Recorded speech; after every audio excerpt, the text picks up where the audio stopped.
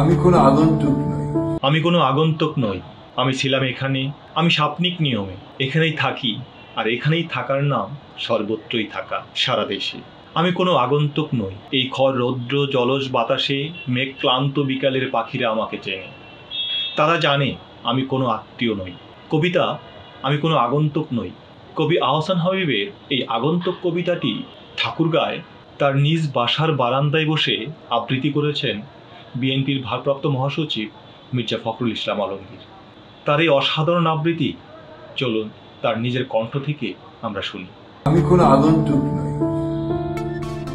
আসমানে তারা সাক্ষী, সাক্ষী যৌনের ফুল, এই নিশিরায় বাগান বিস্তর জোনাকি সাক্ষী, সাক্ষী জারুল জামরুল, সাক্ষী পুবের পুকুর, ঝাঁকড়া ডুমুরের ডালে তোর দৃষ্টি মাছরাঙা আমাকে চেনে।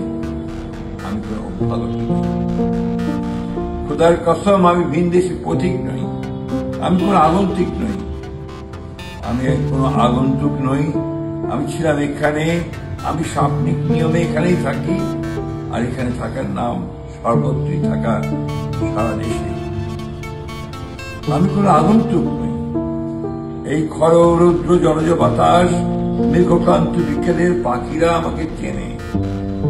তারা জানে আমি কোনো অনাত্মীয় নই।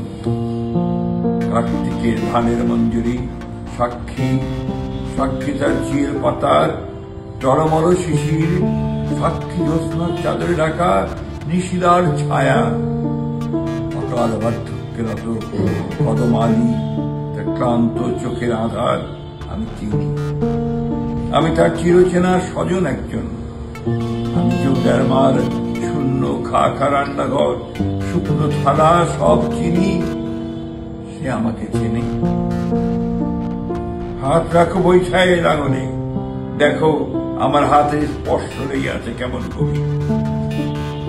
দেখো মাটিতে আমার গন্ধ, আমার শরীর লেগে আছে এক স্নিগ্ধ মাটির সুবাস। আমাকে বিশ্বাস করো, আমি কোন আগন্তুক নই। দুপাশে ধানের ক্ষেত শুধু